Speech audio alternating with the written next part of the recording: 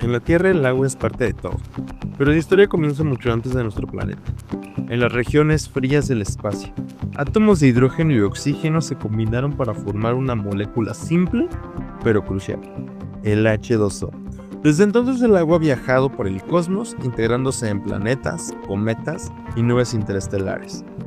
Pero surge una pregunta clave: ¿cómo detectamos agua a distancias tan enormes como la del universo?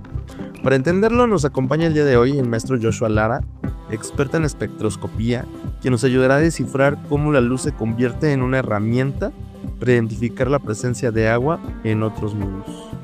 Porque seguir el rastro del agua es también acercarnos a descubrir dónde podría existir la vida.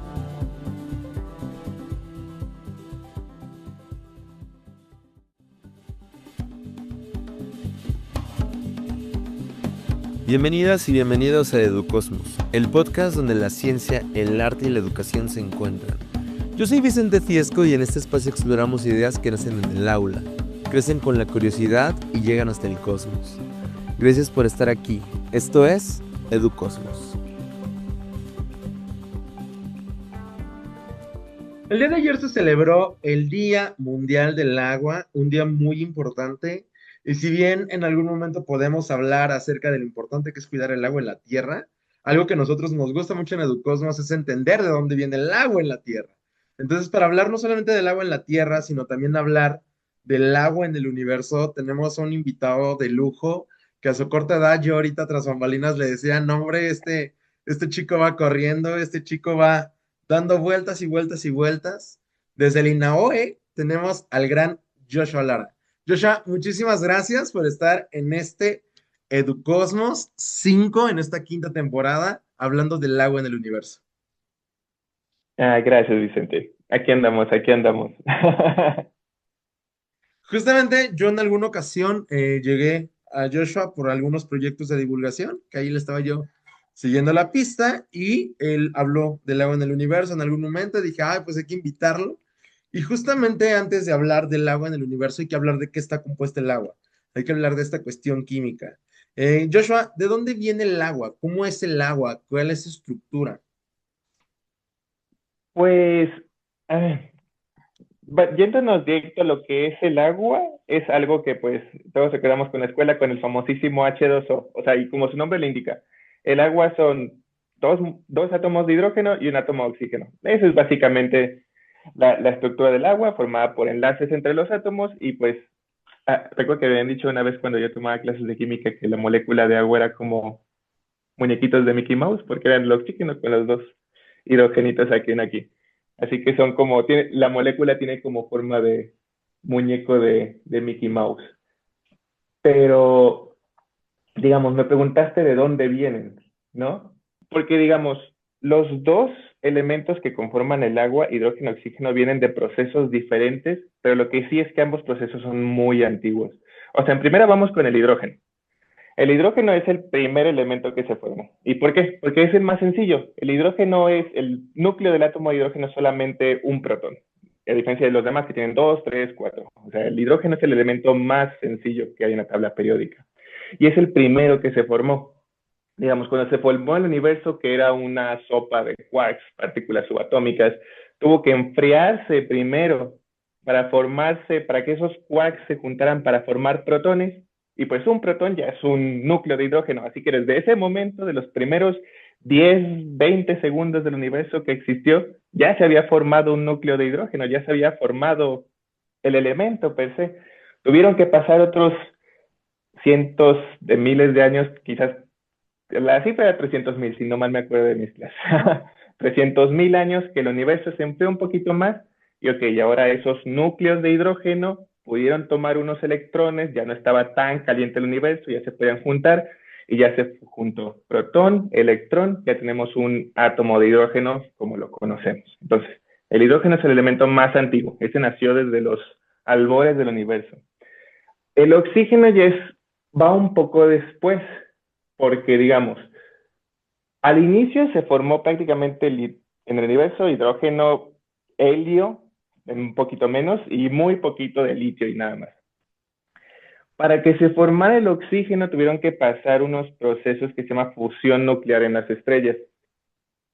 O sea, todos los elementos pesados después del hidrógeno y el helio se forman en el interior de las estrellas, donde las temperaturas están tan altas y las presiones están tan elevadas que los núcleos chocan entre sí y se fusionan.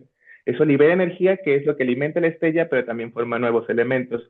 Y así es como se forma el oxígeno, del que estamos hablando que falta en el H2O. Se forma a partir de la fusión del helio y creo que también carbono, si no mal recuerdo, y ya, tenemos oxígeno. ¿Y cómo se libera ese a partir de ahí del centro de las estrellas? Una vez que alcanza el final de su vida, que ocurre la famosísima supernova. Ya cuando la estrella ya no puede aguantar su propio peso y ocurre un colapso del núcleo, este colapso la energía lo libera de forma explosiva, soltando todas sus capas, y todo ese material que formó en el núcleo ahora queda liberado en el exterior. Y entonces ese oxígeno que se formó en la fusión nuclear ahora ya puede ir al espacio y ya formar otras cosas. Así que tenemos dos procesos diferentes, el hidrógeno que se formó al inicio del universo y el oxígeno que se formó en los núcleos de las estrellas. Pero lo que sí es que el hidrógeno es el elemento más abundante del universo, pero el oxígeno no se queda atrás, porque digamos, por razones de eficiencia en las fusiones nucleares y cuáles se forman más y cuáles no se forman tanto, curiosamente el oxígeno quedó en tercer lugar del elemento más abundante del universo. O sea, tenemos hidrógeno, helio y oxígeno. O sea, y ya que esos dos son los ingredientes para el agua, el hidrógeno y el oxígeno. O sea, no es descabellado pensar que se pueda formar el agua con tanto oxígeno e hidrógeno en el universo, ¿no? Y todavía que estos elementos, sobre todo el oxígeno, que es súper, ¿cómo se llama esa palabra de química? Electronegativo, que es atraído, digamos, para formar enlaces químicos. O sea, es la combinación perfecta. Tenemos dos elementos muy abundantes. Se puede formar agua. Eso es. ¿Y cómo le hace esta agua que se forma en el universo, que se forman esos elementos químicos en las estrellas cuando se unen? ¿Cómo le hace esta agua para llegar a la Tierra? ¿Cómo llega el agua a nuestro planeta? Es un viaje largo, porque digamos, cuando el hidrógeno y el oxígeno están ahí en el espacio, en el vacío, bueno, tú sabrás, el espacio es muy grande. Así que dos átomos del gas ahí se encuentren, se choquen y se unan, está muy, muy difícil, ¿no? Es muy difícil. El espacio es muy grande, el vacío es muy vacío, aunque suene chistoso. Es muy poco probable que un hidrógeno y un oxígeno se encuentren por suerte y se unan. Eso está muy complicado. Entonces, ¿qué necesitamos? Necesitamos un lugar donde los átomos se puedan juntar y esperen hasta que venga el siguiente y se le unan. ¿Y qué indica todo que es lo más probable? Que sea en el polvo, en granos de polvo, en el polvo que hay en el medio interestelar. Los granos de polvo, digamos, actúan como catalizadores. Ahí los átomos de hidrógeno, de oxígeno llegan y está muy frío, eso sí, ese polvo está a unos cuantos kelvins de temperatura, o sea, muy cerca del cero absoluto. Así que se pegan ahí por procesos químicos y hasta cuánticos de lo frío que están esos átomos de hidrógeno y oxígeno, y hasta ahí van formando reacciones químicas que los juntan y ahí se forma el agua. Y se van depositando sobre el grano de polvo hasta que lo cubre como una capa de hielo. ¿Ok? Entonces, así que todo empieza por ahí, como en granos de polvo. Es como la forma más eficiente de que se forme agua en el universo. Ahora, ¿cómo llegó a la Tierra? Está, fue como muchos, bueno, no sé si diría golpes de suerte, pero digamos, hay una razón del por qué los planetas que están como cerca del Sol son rocosos y los que están lejos son los gaseosos. Y era que cuando se formó el Sol y expulsó todo el viento estelar, barría esos elementos ligeros como vapores, hidrógenos, helios y todos esos, y los expulsó a las partes más externas del sistema solar, entre ellos el vapor de agua, y dejó los elementos más pesados que el viento no podía barrer en el interior. Por eso es que los cuatro interiores son planetas rocosos, silicatos, oxígenos y así, y los más exteriores ya son gigantes gaseosos llenos de elementos ligeros, elementos de helio. Así que la pregunta del agua de cómo llegó el agua en la Tierra es, sigue siendo investigada, pero lo que sí es que en un inicio la Tierra no debía tener agua, por cómo se formó tan cerca del Sol y que los elementos ligeros fueron barridos hacia afuera. ¿Y cómo llegó entonces? Lo más probable, o como todo indica que llegó, es mediante asteroides, digamos. Esos mismos asteroides que se formaron de los granos de polvo, como que yo te dije, en los inicios del sistema solar, muy probablemente estaban en las afueras y por procesos gravitatorios cayeron a las órbitas interiores y ¡pam!, le dieron a la Tierra. Y ahí traían los elementos para formar agua. Ojo, no es como que, digamos, el asteroide era como una bolsita de agua que trae agua y la trae a la Tierra, pero lo importante es que tenía elementos o compuestos con hidrógenos, estaban como hidratados. Entonces ya esos hidrógenos en esos asteroides que llegaron a la Tierra se juntaron con el oxígeno que ya era muy abundante en la Tierra y ahí comenzó a formarse agua. Pero de lo que yo recuerdo, tengo entendido, es que en sí no tardó mucho en formarse el agua líquida en la Tierra. Era en esos tiempos extraños donde la presión de la atmósfera muy alta y las temperaturas altas, incluso ya había un océano de agua líquida. Pero sí, todo indica que lo más probable es que vinieron de asteroides y también lo que indica que vienen de allá es como la cantidad de deuterio. Digamos, el hidrógeno que conocemos, el más abundante, es un solo protón en su núcleo. Pero hay un isótopo del hidrógeno que se llama deuterio. El isótopo me refiero a que es el mismo núcleo, solo que se le añaden unos cuantos neutrones. Entonces, el deuterio es prácticamente un átomo de hidrógeno, nada más que en vez de un solo protón, tiene un protón y un neutrón aparte.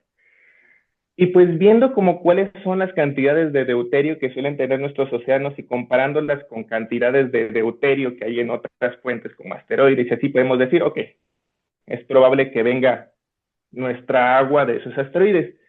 Y pues sí, efectivamente, como que la cantidad de deuterio que hay en nuestro océano concuerda con lo que vemos en los asteroides más comunes, las carbonitas.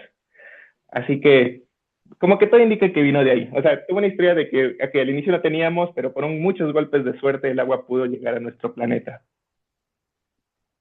Ya nos hablaste acerca del sistema solar, nos hablaste acerca de elementos ligeros, nos hablaste un poquito acerca de asteroides y de cómo se formó o llegó el agua a nuestro planeta Tierra. Y si algo hablábamos por mensaje, es como tu línea de investigación es la espectroscopía, si no me equivoco.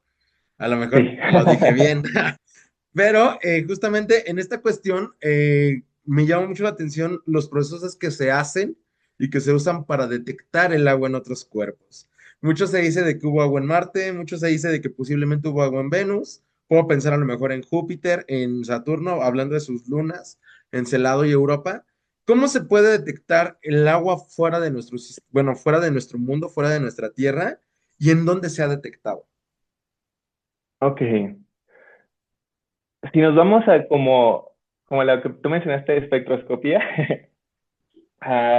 digamos, mm, así como resumen, la espectroscopía pues es ver literalmente ¿cómo decirlo? El espectro de luz de un átomo o molécula, ¿ok? Lo que pasa es que el átomo sube, baja de niveles y en esos emite o absorbe longitudes de onda muy discretas de luz. Con las moléculas como el agua, que no es tan similar a los átomos donde los electrones suben y bajan de nivel, hay otros como niveles energéticos, que no solo es por los niveles de los electrones, sino por los estados de la molécula rotacionales y también vibracionales. O sea, la molécula tiene distintos estados de energía dependiendo si vibra en unos modos o si está rotando con ciertas, digamos, momentos angulares. Y entonces también puede hacer transiciones entre esos estados y emitir o absorber longitudes de onda específicas. En particular, el agua tiene unas líneas de absorción, bandas de absorción, se refieren luego porque son un montón, tantas líneas que se parecen bandas de absorción, que si no mal recuerdo son vibracionales en el infrarrojo, y esas las podemos detectar, esas son las que vemos con espectroscopía. Así que, yéndonos como a lo más común usada en astronomía, que es espectroscopía, sería mediante esa forma, viendo las líneas moleculares del agua. ¿Y dónde se ha detectado? Hay otros métodos, ahorita los menciono, porque parece, digamos, el principal. ¿Dónde se ha detectado en muchos lados? Eh, Hay en la Luna, incluso en los gigantes gaseosos ya lo sabemos por los procesos que se formó el sistema solar, en las lunas de los gigantes gaseosos, en Marte también. Pero digamos, si nos vamos a la parte espectroscópica, ¿dónde se ha visto con ese método? En Encélado se ha visto, hasta con el famosísimo telescopio, el James Webb, hemos visto esas plumas de vapor de agua que salen de la nube de las, sí, que salen de la luna Encélado. Los hemos visto con espectroscopía y son líneas de agua. Hemos visto también en discos protoplanetarios donde se forman luego sistemas planetarios en otras estrellas. Los hemos visto esas líneas de agua también. Y hasta en objetos más lejanos, en nubes de gas, en nubes de polvo y hasta en galaxias, cuásares, objetos extremos. Pero hay otros métodos por el que también hemos detectado agua. Por ejemplo, en Marte se ha detectado mucho como de forma indirecta, por métodos de radar, viendo los casquetes de los polos, y también por las, digamos, por las firmas geológicas que dejan en la superficie de Marte. Rocas erosionadas, partes que parecen como si hubiesen pasado mantos acuíferos. También la superficie de la Luna Europa de Júpiter vemos que es una superficie como muy limpia, como una superficie que se está formando a cada rato, como si saliera agua del interior, hasta se ven las grietas en el hielo de Europa, como si saliera agua en el interior que está como, ¿cómo se diría? Reparando, entre comillas, sustituyendo esa superficie. O sea, la superficie de Europa no es antigua comparada con otras lunas, es nueva, se está sustituyendo a cada rato. Y también otro método que se usa para las lunas como Europa, justo, son por métodos de los campos, como viendo los campos magnéticos de la luna o los campos gravitacionales. Como estudiando los campos magnéticos de Europa, por ejemplo, y viendo cómo interaccionan con el de Júpiter, se puede como inferir, ok, hay algo que está produciendo un campo magnético que muy probablemente pueda ser como un mar de agua salada ahí, toda cargada, que es lo que produce ese campo magnético, interacciona de tal forma con el de Júpiter. O por métodos así de campo gravitacional que, ok, la sonda, por ejemplo, las que pasaban por Júpiter, la Galileo, por ejemplo, medía el campo magnético alrededor o cerca de Europa y entonces decía, esta es como la distribución de masa y le podemos ajustar como un modelo que incluya un océano de agua líquida en su interior. O sea, algunos métodos no los podemos ver de forma directa, sino de forma indirecta, estudiando el campo magnético o la distribución de masa en el objeto. Así es como se infiere, por ejemplo, la existencia de agua en la luna de Europa. En la luna de Encelado, como te dije, eso ya se detectó de forma directa viendo los chorros de vapor de agua. Y en Marte, pues, no se ha visto, creo que de forma directa, creo que sí en los casquetes polares, donde no nada más hay agua, sino dióxido de carbono congelado. Pero como que las firmas geológicas en Marte indican de que en algún momento hubo agua, pues. O sea, la forma más directa es por espectroscopía, pero indirectas hay otras formas de al menos inferir que en algún momento hubo agua. ¿Tú has trabajado en la detección del agua en alguna parte del universo? Trabajar en la detección de agua, no. Pero lo que una vez vi, yéndonos, ahorita no mencioné, algo con lo que, algo que me faltó decir de dónde había agua. Pero una vez vi, viendo un espectro del sol en la parte infrarrojo, pero en el sol hay que irnos no a cualquier parte de la superficie del sol, sino a la parte de las manchas solares donde tú sabrás es como un poco más frío que el resto de la superficie del sol. Cuando uno ve un espectro, y una vez lo chequé para comparar así de a poco, sí hay en las manchas solares líneas de H2O, de agua. Eso está loquísimo, ¿no? Uno pensaría, diablos, ¿cómo va a haber agua en el sol? Pero pues sí hay vapor de agua. No va a haber nunca agua líquida en el sol. Pero el hecho de ver líneas de vapor de agua, eso está muy bonito. Y sí fue como, ay, sí, sí existen esas líneas, no es por inventado. Justamente mencionas que el agua se evaporó. Si pensamos a lo mejor en Marte y pensamos en Venus, pues el agua, pues en este momento en estado líquido ya no está. Actualmente en el universo, ¿dónde se encuentra la mayor reserva de agua? ¿Es en la Tierra o en alguno de estos cuerpos que están fuera de nuestro mundo? ¡Ay, Dios! En la Tierra no. No, en la Tierra no hay mucha, tristemente, podríamos decir. Eh, en Marte no sé si hay una cantidad de agua que se estime que haya habido. No sé si hay una cantidad que diga si hubo más o menos agua que en la Tierra, pero pues bueno, ya no hay mucha forma de verlo. Ahí suena el cucú. Pero se evaporó toda, muy probablemente por pérdida atmosférica debido a que no tenía ningún campo magnético. De hecho, las lunas, las lunas de Saturno y de Júpiter, como Encélado de Europa, creo que, o se cree que tienen mucha más agua que hay en la Tierra. Así que no es tan raro y nuestra Tierra tiene poca agua comparado con otros objetos. Pero si nos vamos a extremos, hay un cuásar. Ay, que ese nombre sí lo anoté porque si no, no me lo iba a acordar. Está acá. RPM 08279 más 5255.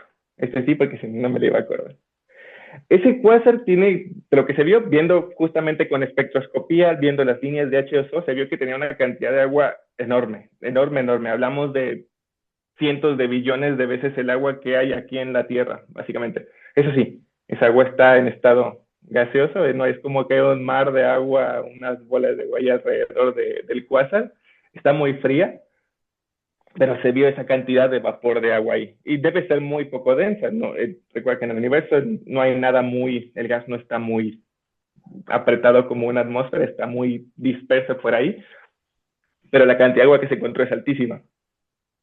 Y algo interesante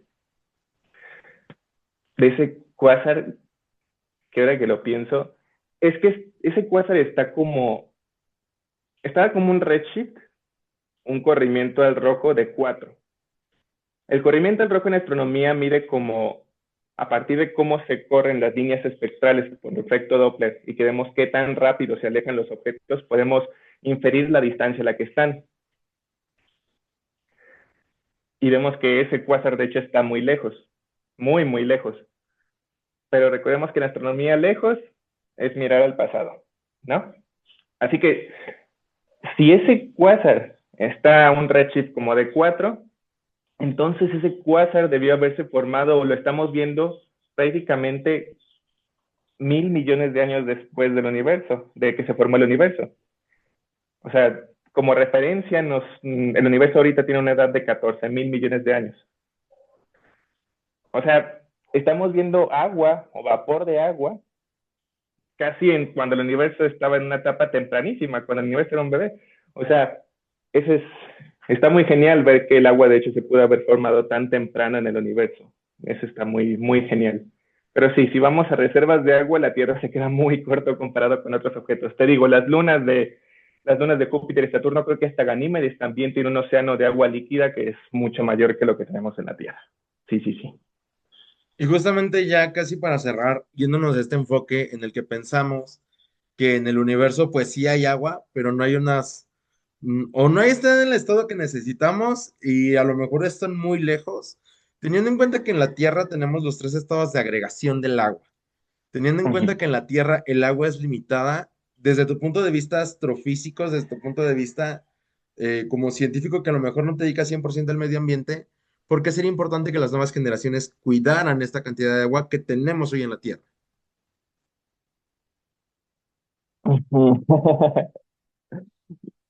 De que cuidasen la cantidad de agua que tenemos en la Tierra, digamos, yo diría que algo importante es, uno sí puede decir, ay, tenemos mucha agua, y eso es bueno, pero bueno, como siempre mencionan, gran parte del agua que tenemos en realidad es salada, pero algo muy importante es que no nada más es que tengamos agua lo que es bueno, digamos, sino que la Tierra tiene las condiciones buenas para que haya vida aparte del agua nada más. O sea, no es nada más tener agua, no es que podemos irnos a cualquier lugar con agua y ya vamos a tener todo, no, no, no. El hecho, toda la vida que la que está aquí es no nada más por el agua, es por todo un sistema de condiciones que permite nuestra existencia, ¿no? Así que no es solo interesarnos, vamos a buscar agua en tal lugar, tal lugar, tal lugar, no, es cuidar el agua que tenemos aquí, porque es el lugar que tiene todas las cosas que necesitamos nosotros. Sí. Ya casi para ahora sí, para terminar, si hoy tú le pudieras decir algo a todas aquellas personas que están escuchando el episodio, ¿qué te gustaría que ellos se llevaran de lo que tú haces, de lo que tú aprendes acerca de la detección del agua en el universo? ¿Qué te gustaría que ellos se quedaran? Algunas cosas que me gustaría que se llevaran, yo creo que serían dos. Una, el agua es algo muy antiguo y con una historia muy bonita. Los ingredientes del agua son antiquísimos y la historia que tuvo para llegar a la Tierra estuvo muy interesante y muy loca. Así que todo el agua que tomamos pasó por toda esa historia muy bonita. Y otro detalle también es que se llevaran es que para nosotros o para la vida, digamos, el agua no es todo, sino que es todo un sistema de cosas que se coordinan para que se permite la existencia de una biología aquí en la Tierra.